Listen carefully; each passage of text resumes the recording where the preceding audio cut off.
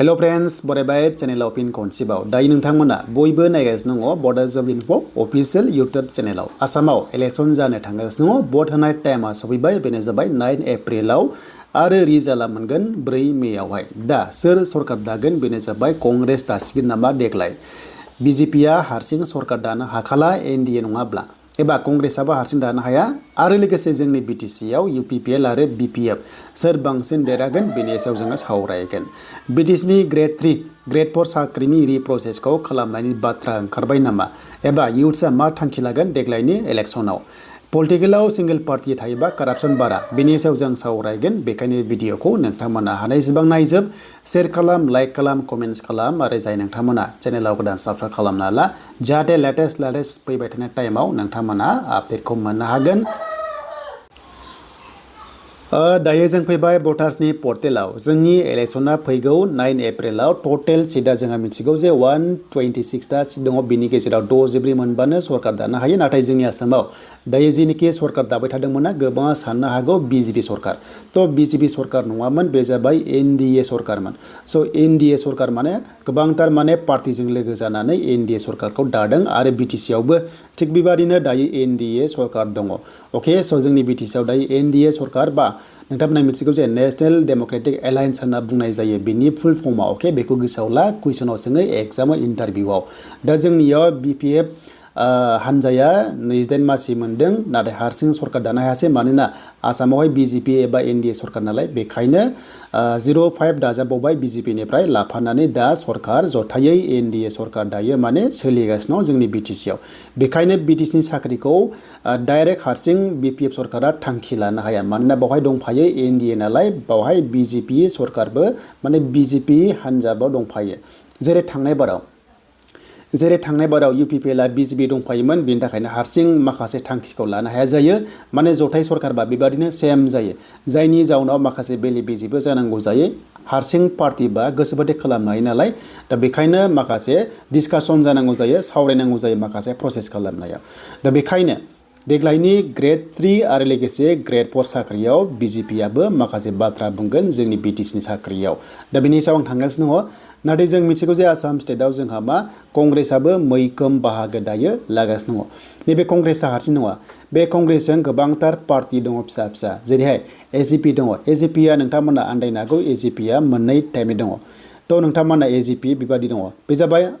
Assam Gana Parishad okay AGP आरो आसाम जातीय परिषद दङ बे जाबाय कंग्रेसनि बेजों लोगो जायो दा बेखायनो जुदि कंग्रेसआबो हमना ला बोरैबा हारसिं 50 सीट मोनोबा आरो लोगोसे एजीपी लाफानानै बेनिफ्राय गुबुन गुबुन काउन्सिलनिखौ लाफानानै जेरै एग्जाम्पल यूपीपीएलआ हमना ला साबा बा साद' मोनबायनो थ' बिसोरखौ लाफानानै जुदि 64 टा बोरैबा मासि जाबाय होनबाथाय सानदोखि माने देग्लाय सरकारा बीजेपी एबा इन्डिया बायनानै कंग्रेस सरकार जागोन आरो कंग्रेस सरकार जायोबा मा जागोन साख्रि ओंखारगोन ना ओंखारा जोंनि इयुथ्सआ बेखौ सानगासिनो दं ग्रेड 3 आरो ग्रेड 4 दा जायखिजाया पार्टी फैया मानो आसामाव साख्रिया 100% ओंखारो नाथाय माखासे सिलेक्शन प्रसेसआवसो एसे माखासे बेले बेजेया नुजानायखौ जोङो सिगां नुबोदों आरो दायोबो नोंथांमोना खायसे खायसे जायगायाव नुदों जानांगौ दा बेखौ जों टटेलि दोनथ'थारबाय दानिया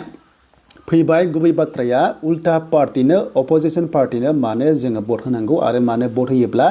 खामानि जागोन आरो लस जागोन बाथ्रा जाबाय गोबांथार पार्टी थायो जोंनि डेमोक्रेसि हादराव सुबुंखान्थि सुबुंखुंथायाव गोबांथार हानजाया पलिटिकेलाव बाहागो लायो आरो गेलेनो मोनो बे नङा जे एगेन्स्ट पार्टी जाबानो गेलेनो मोना बे थाथारनांगौ बे नङा बयहाबो मोन्थाय दङ गेलेनायनि दा बेखायनो बाथ्रा जाबाय नैबे रुलिं सरकार हमना ला बियो बीजेपी सरकार बिथिंहाय कंग्रेसआ अपोजिशन पार्टी थ' नैबे रुलिं सरकारा पावाराव थानाय हिसाबै गोसोबादि खामानिखौ बिथांमोना थांखि लायो दा बे थांखि लानायाव जुदि माबाफोर जुदि गोरोन्थि दङबा नैबे अपोजिशना आसि थुना दिन्थियो जे नोंथांमोननि थांखिया गोरोन्थि जादों बेबायदि खालामबा रायजो राजाफ्रा साबजानो मोनाखै एबा रायजो राजाफोरनि थाखाय अयनाय जागोन होननानै बिथांमोना फर्स खालामो माने बिथांमोना सोंखारियो जायनि जाउनाव बिथांमोना सुद्रायनांगौ जायो कारेन्ट सरकारा सुद्रायनांगौ जायो बेखायनो मा अपोजिशन पार्टीखौहाय डेमोक्रेसियाव नांगौ जायो नङाबा बे मोनसेल' हानजाबा बिथांमोना गोसोबादि लानानै माखासे खामानिया इलिगेलबो जायो माने जायो आरो माने गोसोबादि नालाय जायफोर गावसोर थांखि लाबाय बेनो जाबाय नालाय बेखौ रावबो बुंग्रा गैला नालाय बेखायनो मा जोंनो अपोजिशन पार्टीखौ बेखौ नांगौ जायो बिथांमोना थुयै माने आसि थुयै दिन्थिगोन जे नोंथांमोननि थांखिया गोरोन्थि बेबायदि खालामबा मोजां जायाखै होननानै माने रायग्रा थानांगौ जायनि उनाव रायजानायनि जाउनाव बिथांमोनहा कारेन्ट सरकारा सुद्रायनांगौ जायो दा बेखायनो अपोजिशन पार्टिनो भट होनांगौ आरो होनाङा मिथिखाबाय जे भट होयोबा माबादि मोजां आरो भट होआबा माबादि गाज्रि नोंथांमोना दायो मोनथिबाय दानिया जों फैबाय BTC आव बे मोनसे फिसा BTC जोंनि अके जोंनि आसामाव हमना ला बे आसाम अके बेनिफ्राय बिथिं फिसा माने जोंहा गासै 6 शेड्युला 3 काउन्सिल दङ जोंनि नैबे BTC आ सबसे देरसिन बेनिखायनो जोंहा 40टा MCLA इलेक्सन जायो आरो सा द'खौहाय जोंहा नमिनेट खालामनानै गासै टटेल 46 जन MCLA दङ बेखौ इन्टारभिउआव सोङो थांनाय बाराव सोंदों बेखौ गोसोआव ला दानिया नैबे BTC आव थ' बे BTC आव मा नोंथांमोना मिथिगौ जे BTC आवहाय जोंहा गासै 15 MLA सिट होनाय जादों आरो बे 15 MLA सिटआ सरकार दानायाव गोबां बिहोमा होयो गोबां सापर्ट खालामो बेखायनो बेखौहाय जोंनि हेमन्त बिथाङा गोबां माने टारगेट लायो जे BTC आव BJP खौ लाबोगासिनो दङ नाथाय जों बर'फोरा गोबां बुंदोंमोन जे BJP खौहाय BTC आव लाबोनाङा होननानै माखासे साननाय हनाया माने गोबां फारागथि दङ नाथाय BJP खौ लानानै दायो सरकारा सोलिगासिनो उपाय गैया दा बाथ्राया बेसो जे एबारो सरकारा सोरदागोन दाना फैबाय जोंनि ग्रेड 3 आरो लोगोसे ग्रेड 4 साख्रि थ' ग्रेड 3 ग्रेड 4 साख्रिखौ रिप्रसेस खालामगोन ना खालामा जोंनि दा BTC आव थानाय NDA सरकारा दा बेखौहाय NDA सरकारा हमना ला BJP जों BPF जों सरकार सालायगासिनो दं बेखायनो बिथांमोना डिसकासन खालामगोन मोनसे टाइमावहाय डिसकासन खालामबासो रिप्रसेसनि सायाव आपडेटखौ होनो हागोन दा बेखायनो जुदि हमना ला एग्जाम्पल हमना ला NDA सरकारा फिन खनसेबाव आसामाव थाफिनबाय हमना ला थाबायनो जे माने BJP आनो सरकार दाफिनबायनो अब्ला BJP जों आरो BPF जों खाथि सोमोन्दो दं नालाय थ' बिथांमोना प्रसेसखौ खालामगोन आरो अके नाथाय प्रसेसखौ जुदि खालामाबालाय मा दङ अपसन दा बेखायनो उल्टा पार्टि होनदोंना अपोजिशन पार्टिखौ उल्टा पार्टि होनदों बर'आव हमना ला नैबिथिङा UPPL दङ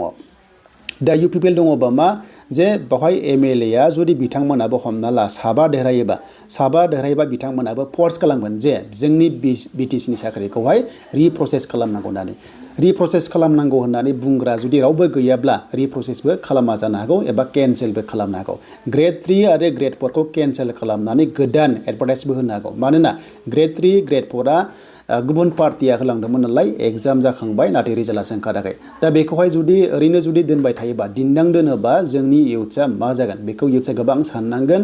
गोबां इयुथ्सआ माने फर्स खालामनांगोन इयुथ्सआ बुंनांगोन जे जोंनिखौ रिप्रसेस नांगौ नाथाय जों बुंबा मा जानो दा बेखायनो माखासे MLA नांगौ जायो अपोजिशन पार्टि नांगौ जायो बिथांमोना दिसपुराव बाथ्रा बुंनो हायो दा बेखायनो UPPL आबो माखासे देरहागोन आरो बिथांमोना देरहायोबा खिन्थु बे खामानिखौ मावनांगोन जे BTC नि बे ग्रेड 3 आरो ग्रेड 4 खौ बिथांमोना आवाज होनांगोन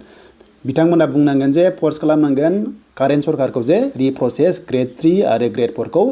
साख्रिखौ होनांगौ होननानै जेनोखि UPPL जेनोखि दायो केन्डिडेट दङ जेनोखि देरहायोबा एबा MCLA फोर देरहाखानाय दङ बिथांमोना बेखौहाय फर्स खालामनांगोन ग्रेड 3 आरो ग्रेड 4 खौहाय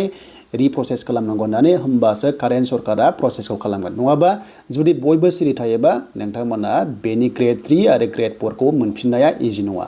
दासान्दिथ' जेबो रायखाङाखै इलेक्सन जोबनाय लोगो लोगोसे बेफोर खोथाया ओंखारगोन अब्लाबो अपोजिशन पार्टिखौ नांगौ जायो डेम'क्रेसि आं खोन्थाखाबाय जुदि हमना ला कारेन्ट सरकारा गोरोन्थि मावोबा नैबे अपोजिशन फिसा पार्टिया बेखौ बुंबाय थानांगोन बुंबाय थाबासो मा बिथांमोना खामानिखौ बायदोआव माने गोनांथियाव मावनांगौ जायो दा नोंथांमोना क्लियार मोनथिबाय जे उल्टा पार्टिनो भट होयोब्ला मा बेनिफिट्स दङ मुलाम्फा दङ नोंथांमोना आं सानो बे भिडिअ'आव क्लियार जाबाय जोंनि BTCल' नङा आसामानो जा बा गुबुन स्टेट जा बा सेन्ट्रेलाव जा जेरावबो एगेन्स्ट पार्टि थानांगौ होमबासो मोजां जायो माने सुबुंखान्थिया डेम'क्रेसिया माखासे खामानिखौहाय माने मोजां खालामनो हायो आरो दा गोबां साननांगौ जे बे भिडिअ'आ नोंथांमोना वान साइड नङा नांखागौ अपोजिशन पार्टिखौ नांगौ होमबासो माने कारापसना फ्रि जायो बांद्राय कारापसन जायो जुदि सिंगल पार्टिल' थायोबा कारापसना बारा जायो रावबो बुंनो हाया जेरै एग्जाम्पल 2 लाख 2L स्किम ओंखारदोंमोन ना BTC आव खोन्थादोंल'मोन नाथाय बिनि फर्मा माबादि मा कालारनि बहा एप्लाइ जादों बेखौ रावबो मिन्थिया जायनि जाउनाव अपोजिशन पार्टिया बेखौ मोन्थिनानै सोंखारिदों जायनि जाउनाव नेक्स्टआव बियो जाहाथे अनलाइन एप्लाइ जायो बिथांमोना एडभार्टाइज होयो बेखौहाय माने बिथांमोनाबो थांखि लादों आरो जेनोखि BPF सरकार दा बेखायनो अपोजिशन पार्टिखौ नांगौ जायो आरो खामानि मावनायाव उल्टा पार्टिया सोंखारिबा माने बेनिफिट जायो माखासे रायजो राजानि थाखाय दा बेनो नोंथांमोननि थाखाय दिनैनि लेटेस्ट आपडेट